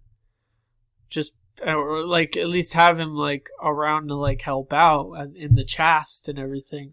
But no, it was just Stick, Daredevil, Elektra, and Elektra just going between should I kill him or should I go with them? Oh, I'll trust Daredevil and go, and go fight them instead, But But I thought he was gonna at least come in for like a cameo, at least since they hinted in the first season. Right. So I don't know. I've sort of haven't really talked about this particular character yet that very much because I've been waiting because I was holding this off till the end because I felt like if we're gonna save up, a character to really hit head on, this is the character you hold off until the last minute and build up to. So, what was your takeaway now with Elektra in this season? Where her story where her story starts, where it takes her, how it ends, that depiction of that character. Because to me, when season 2 ended, my first thing in my mind was, where the fuck is my Elektra show? Like even more so than a Punisher show, I would watch the fuck out of an Elektra spinoff. Yeah. And I feel like she's in a better position. You know how your issues with the Punisher idea of a Punisher show. She's in a better position to carry that show. You know what I mean? Yeah. Like when you have this is not in the position she is right now. Well, she's dead right now, not in that position. I mean, it depends. Because she's going to be evil when she comes back. They could continue. They might have to do another season. They do another season. If they go by the comic book, she'd be evil when she comes back. So, I mean, that's the whole point that they killed her. Yeah. And they put her in that, cremation jar. That's true. Okay, so I mean, maybe we might need another season of Daredevil before she becomes... Because you can't have her evil and leading her own show. Although, that would be fucking awesome. Can you imagine that? If she's, like, evil and she's the main character and then Daredevil is, like, the guest star on her show to fight her? Yeah. And to try and bring her back? That could work, actually. Yeah. That would be an interesting take, because then she would be even more of an anti-hero than the Punisher, because she'd be evil. Yeah. But I don't know how they want to spin it. They could do it that way, or they can buy themselves another season. I don't know how depth the character would be, though, if she was evil. True. You don't put someone in a comical sized cremation jar unless you're going to have them go do a complete 180. Well, not a complete 180 because she was already kind of like on the verge of like she was like on a killing spree, and that's almost. One of my... She had like that crazy still coming out, like, oh, I'm gonna kill. I like killing, but it's the classic, like a 90, I guess you would say. Yeah, I guess it's the classic redemption arc. Yeah. In the 90s, Buffy the Vampire Slayer came out and everybody's like, "This is amazing!" And then they bring in this love interest for her, Angel. Yeah. Who's bad, but like sort of wants to be good. Yeah. And then by the end of it, he goes bad and then tries to come back and it's like, I want to do good now, blah, blah, blah. Then guess what happened? He got his own show because now he's complicated and interesting enough to carry his own show and to be the good guy, but also know that he has this darker side to him that he has to kind of keep in check. Yeah. So if they're going to do just that, like that would wait till then, after season 2. Yeah, so I guess this was the season 2, like a Buffy season 2. Where Angel died at... Oh my god, I'm noticing all these parallels. Where Angel died at the end, and Elektra died at the end, and then she'll miraculously come back, just like Angel miraculously came back. I mean, I'm sure you could go off several... Wow, that's science fiction. Well, I know, but it's like a template. But that parallel is just really jumping out to me. Now I'm like, my mind is being blown. Well, it's almost like you wish. Yeah, maybe later. From Matt though, right? No, not Elektra. No, not well. Elektra, she's very attractive, but that wasn't why I wanted to have her own show. I wanted to have her own show because I'm like, she's fucking fascinating to watch. It makes you think though, who took what from what? Okay, what? I don't know what. Did they take it from Buffy, or did Buffy take it from them? But maybe that's a good point. Because Joss Whedon is into comic books. That's been done time and time again. I know it's a very common template. That's why it's like it's that old redemption arc. It's a very common. That's template. Just the one that jumped out in my head the most. We haven't really seen that. Have we really seen that with the superhero genre, like films, like movies and TV? That kind of redemption arc? Not really. I don't feel like we've seen it that. Yes, we'd had the Daredevil show, and then we had the Elektra movie, the Daredevil movie, and then the Elektra movie. But holy shit. If people that hate that Daredevil movie, they must really hate that Elektra movie, because I sort of had enjoyed Daredevil half as a guilty pleasure, half as it's kind of decent, mostly the director's cut, but Elektra's a fucking mess. It wasted time and everybody's talent and everything horrible. In the Daredevil movie though, the show rips it to shreds. Oh yeah, yeah. I mean, from so Daredevil to Elektra to Stick to Kingpin, yeah, too. To Kingpin, yeah, because I do like the other one, but this one's much better. I mean, you have Terrence Howard as Stick, and he's a good guy. He's not Terrence Howard. Terrence Stamp. I mean, Terrence Howard would be amazing as Stick. I want to see that. He got kicked out of Iron Man, and I'd be like, I'm a fucking Daredevil, and fuck you guys. That would be funny. He could actually. He might. He's too. That would be really funny. He's too young. He's too young for Stick. But if it was like, you need a really old guy. Yeah. If you look at the comic version of the comic book version of Stick, looks like fucking Hellboy's the dad. dude that they put in Daredevil TV Scott show. Glenn. Yeah. Exactly. It's like a mirror image. You know who that is, right? That's Scott Glenn. He was in. He looks familiar. Silence of the Lambs. He's the guy that Clarice works for, the FBI agent. All right, I don't know that. You have to go watch Silence of the Lambs again. Is he in another movie? Because he looks familiar. He's been in other stuff, but that's what I know him from. Oh. I always hear like him as Jack Jack Crawford. It's been a while Crawford, since I watched that movie. Oh God, why not? Let's watch it right now. We should leave the podcast running. We'll watch Silence of the Lambs because that's one of my favorite movies of all time. But yeah, man, Elektra was so great in it. And in the last time they tried to do Elektra in live action, they lost that whole anti-hero element. And they're like in between movies, she's been working as a mercenary, whatever, but we never see her. We never see that dark side of her. She just seems like she's just like shy almost. She's like, I like this guy, but I don't know if I should because of who I am. I'm like, what the fuck does that mean? Yeah. We didn't even see you do anything to have any context for that. So they totally whitewashed that whole character. Whitewashed literally because she doesn't have an accent. She doesn't have really any interesting heritage. She's just a white chick who picks up those weapons. Yeah, I don't think Elektra. I don't think Elektra is Greek at all in this one either, though. Well, they mentioned that she's a Greek. Maybe she was raised by Greek. She was raised by the Greek ambassador. Yeah, okay. But I don't think that she has any Greek roots, though. Maybe not. Yeah, maybe not.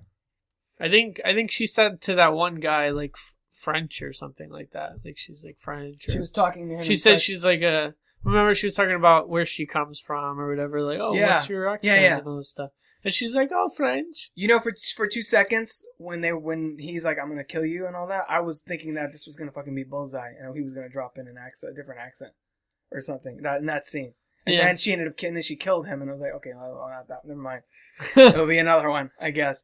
Because I'm thinking that they're going to follow the comic, at least one version of the comic books. I'm sure there's multiple takes on it now, where Bullseye is the one to kill her with her own weapon, just like happened in the movie. But it's actually in the show, Nobu is actually the one to do it with her own weapon still. So that part of it stays intact. Yeah. Which I thought was if the comic book canon has Bullseye as always being the one that kills Elektra, I think that was a good change because it added that element of surprise where even people that knew about Daredevil were like, "Oh shit, that wasn't supposed to happen until the other guy came in." Yeah, so it subverted expectations, but still sort of fit within it. Yeah, it was just a different person and a different circumstance that led to her getting stabbed. With her exactly. Side. And the way she got those weapons from that guy was really cool. I was like, oh shit, there you go. As soon as I saw him like fighting with them, I was like, oh okay. Yeah, that's gonna be, as soon as that's what I did, I'm like, oh, she's gonna take those. But man, I really love Elodie Young. She was great here, and she has that. She rides that line perfectly between being dangerous and being sympathetic. You know what I mean? Where you can see that she's been told her whole life, and she's been believing her whole life that she's not good, that she's a bad person, that she's irredeemable, and here comes one person in her life that she's ever known that made her feel like she was worth something. Yeah. That could save her, that could bring her back and sort of turn her back to the good side, like Star Wars style. Yeah. And that connection between the two of them, it really resonated with me on an emotional level. That you can see why they have such a close bond, even if they're not, together and like going grocery shopping and heading up to the first farmer's market and shit like that. Because they're not that kind of couple, you could tell that they understand each other like no one else does. Yeah. You were saying about Foggy and Claire and all that. No one understands him like Elektra does, and no one understands Elektra like Daredevil does.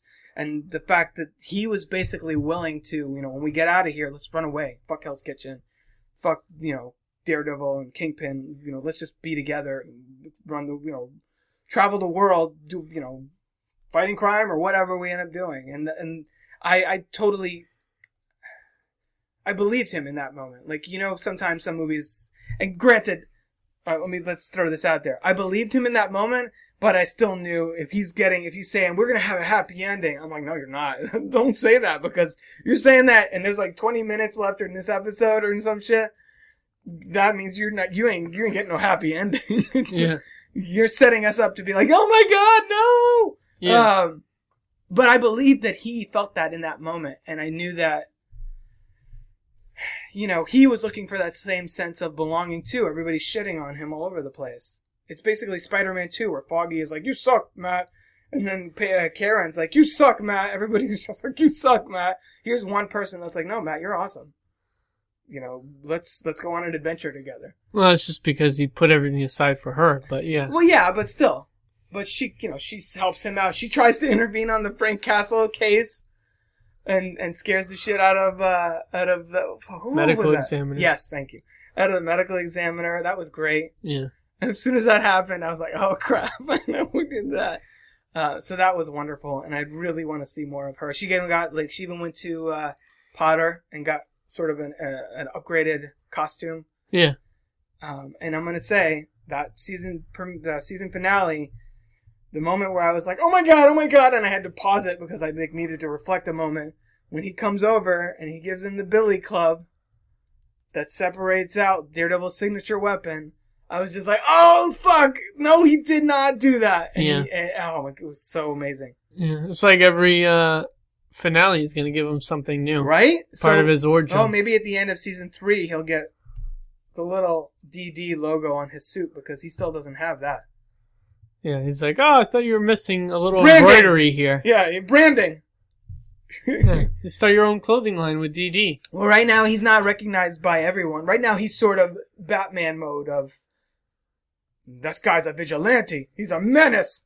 Where the cop has to, Mahoney was talking to Daredevil on the DL, like on a fire escape type of thing. Like, this is what the situation is. All right, cool, peace out.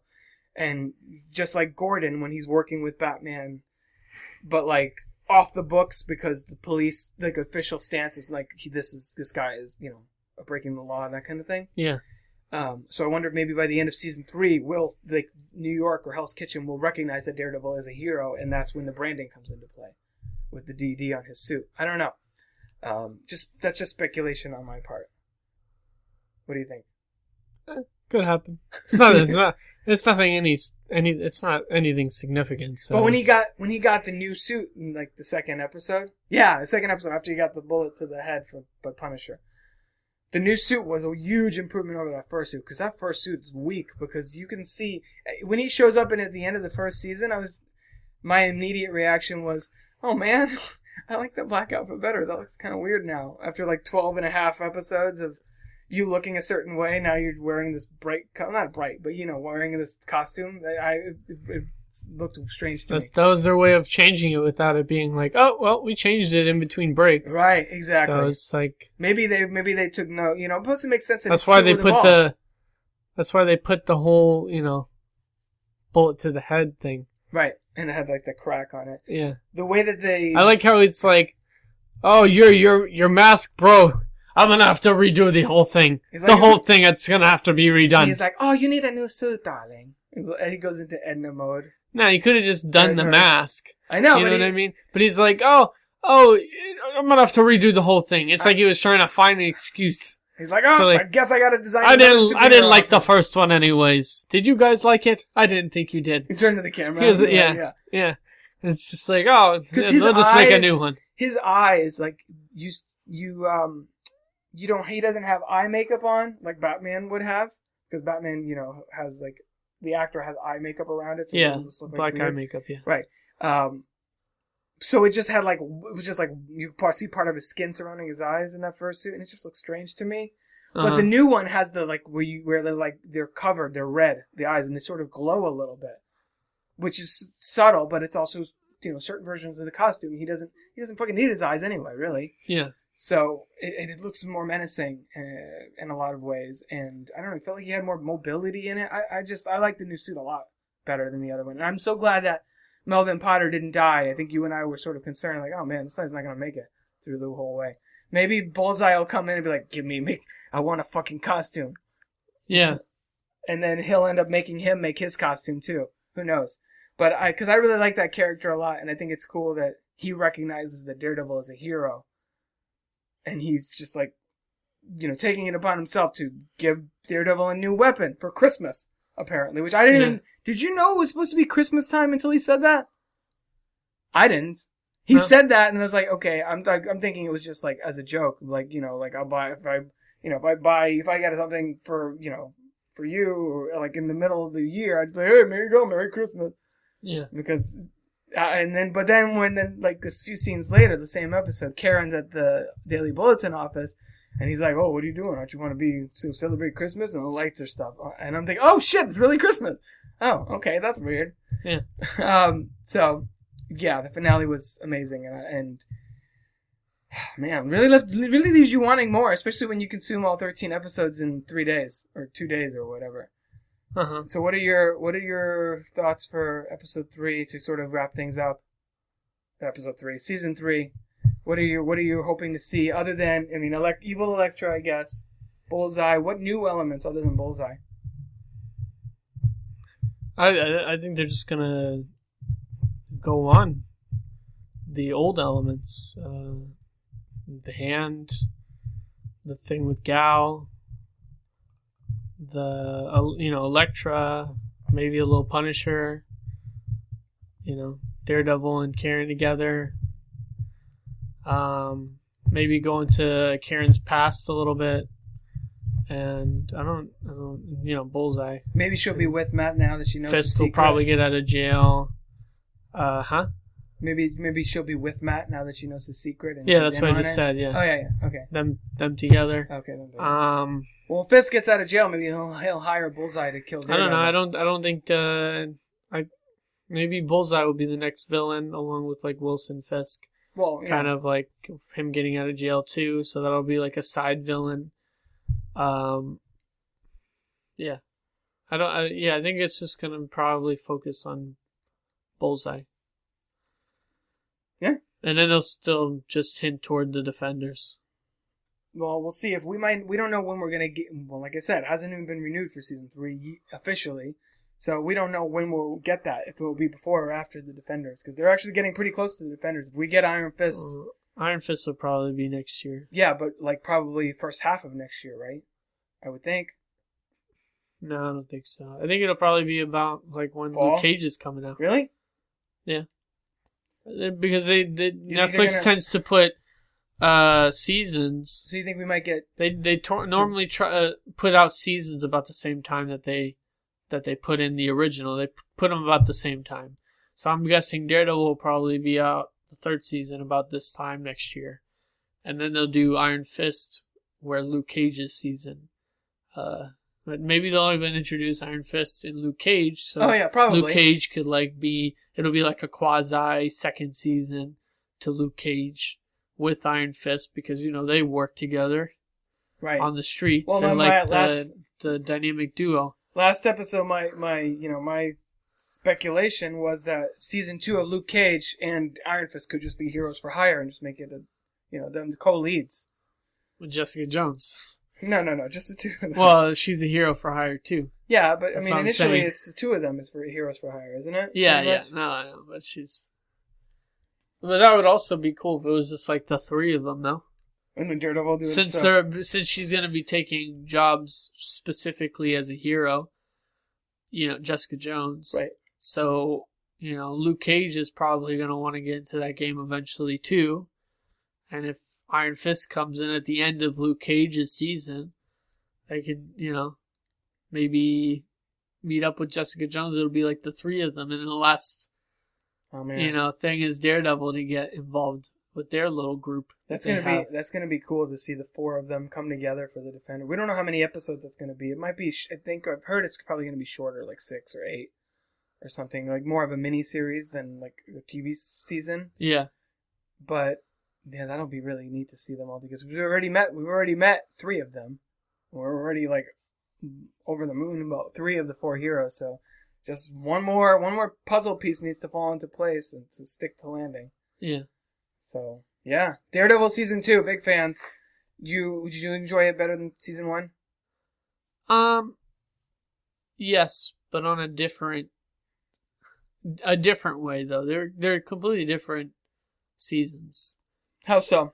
Like one is it takes like one storyline and it delves into it over the course of the season with one bad guy, and it takes its time a little more. It takes its time. Takes its time on the other characters as well, and it has a lot more talking moments, like monologues and stuff like that. As in the second season is more action packed, eventful, and delves into the deeper story more. Mm-hmm. As instead of like the microcosm point of it, with like one bad guy, one emerging bad guy, one emerging superhero. Yeah, Season 1 felt a lot more intimate in that way, and it was really just about those two characters and their ascension. Yeah. Whereas this one was like, oh, all this mythology is going on, and plus Punisher, and so it took on more. I don't know if it handles all those elements as successfully as it would like, but it has much more scope going on. I think it did, just because they were all interconnected though. Like it's like, yeah, but the Hand wasn't connected to Punisher. Punisher's story by the end, by the end I found myself way more interested in the Hand stuff than the Punisher stuff. Yeah, but it was connected to the first season. You know what I mean? Oh, yeah. Connected to the previous season. But, I mean, this season, like, the Punisher thing sort of became an afterthought. Because you're like, holy shit. What was up with the hole in the ground? What is it? Do we know what that's about? No, that's still okay, mystery. So Season 3. Okay. Yeah. And the thing with the TV show, so Season 2 didn't quite come together. But because it's a TV show, it doesn't necessarily have to, because you get another season. Yeah.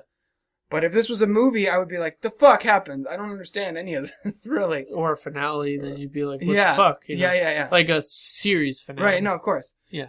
So, I mean, there's a lot of questions still lingering, but, hopefully, I mean, I'm sure they're on top of it and planning on addressing some of that in Season 3. So yeah, check out Daredevil Season 2 again if you have seen it already. If not, definitely check it out. We know we spoiled the whole thing for you, but it's still fun to watch. Any closing thoughts on that? No, I think that's it. Yeah? Awesome. Yeah. You can follow me on Twitter at Crooked Table. I like the sassy hand gesture that you did. If only this was in video to see how gay he looks when he does it. Next YouTube yeah, the next YouTube video will just be him. It'll be at Crooked Table. It'll be at Crooked Table, and he'll put in the background the music Whip and Nay Nay. And watch me whip, watch me nay nay, and it'll just be him flailing his arms about, and in a very feministic way. Watch out, Beyonce, coming for you. Yes. You have nothing on Beyonce. You can find me at Freddy_Yanez YANIZ. Of course, that's it. Very good. That's all we have. Of course, you done? Yes. Okay. Of course, subscribe to the podcast in iTunes if you haven't already. Find us on YouTube and subscribe there to the Crooked Table YouTube channel. Also, check out crookedtable.com for other videos, podcast reviews, and other assorted movie-related goodies, as I say on my YouTube videos. And, we're pretty much anywhere you want to find us. Facebook, Tumblr. He pretty much does everything. In fact, he has a movie-related porn website that he's created. No, don't tell the people that. That he's created, just because we know that porn is it's getting up there on the internet searches. Oh, God, so it's been up there on the internet searches. What are you even saying? So, he just wants to try and exploit every facet of the internet, as well as with his Tumblr, Instagram. So if you just go to big dicks come in all different sizes.com. I just want to say that one flowed off your tongue a little. That sounds dirty. Now everything sounds dirty. That came off your tongue. Oh, God, I can't. It flowed off. Why? Came off my tongue. That seemed a little too easy for you to just roll into this URL. I'm like, that's probably one of your favorite websites, isn't it? No comment. Well, there's a reason why my search history is always erased. Wow. Nice. If anyone ever saw that, my secret would be revealed. Wow. Alrighty then. I want to see. In fact, how many shapes and sizes do big dicks come in? Wow. So it's all right. I mean, you have to. No, I don't. I really don't have to. You don't? You're not a man. Yeah, I'm not living life to its fullest, apparently. No, not till you've seen every big dick you could see. Alrighty then. If you have to cross off one thing off your bucket list, or your it's gonna be list. Yeah. Didn't. I'm not fucking these people. Oh, I don't. Hey, are you sure? I'm just looking at them. Yeah.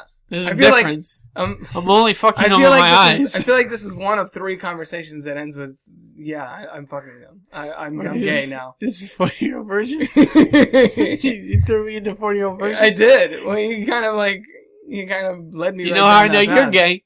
You whipped and nay-nayed your way in a very sassy. Fuck, I did. I don't even have an argument against that. So that'll do it for this episode. Come back on Tuesday and we'll be talking about Batman v Superman. For some reason, these 2 guys are fighting. I don't know. I wonder if they'll make nice. We'll find out together on Tuesday in the Cookie Table Podcast. I'm sure they will. That was the joke. You just ruined it. Oh.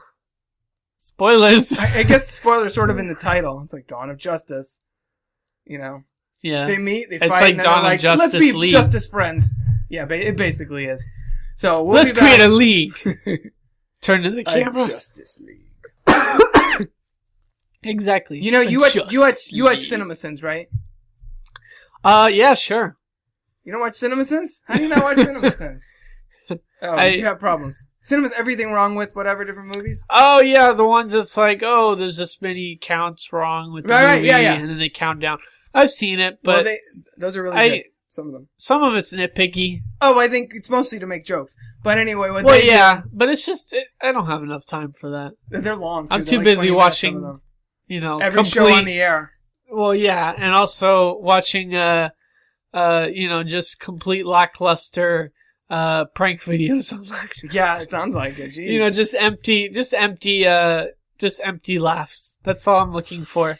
Empty calories where you get that pleasure that comes from eating those like the cheesy snack bread filled or the cheesy bread that you got from Marco's that you're like, this is delicious and it does nothing for my body and it does absolutely nothing for your body. You know what? But I'm okay with that. Yeah, you enjoy it in the moment. There's just empty laughs. Yeah. Empty laughs. That's like like the fail videos. It's like. It doesn't really do it. I mean, you laugh, and it's good for you to laugh. It's healthy, but it's empty laughs. It's like, and then that's it. That's all it does for you. Right. It's not like John Oliver. You know what I mean? There's a very different thing between John Oliver making you laugh and it like meaning something than like someone like an old woman falling on her face and being like, "Ha, you old scumbag," like something like that. Like it's just empty laughs. Well, they do this thing on CinemaSins. My whole point of bringing that up, where whenever somebody in the movie says the name of the movie, they acknowledge it and they actually say roll credits, like it's gonna be the end of the movie. Yeah. So maybe at the end of Batman v Superman, they'll just like form a league, a Justice League, and then like Batman will turn into roll credits. Yeah. So I thought that would be a good segue into us. So we'll be right back with our encore segment right after this break. La, da. You still there? That's it for this episode of the Cookie Table Podcast. Roll credits.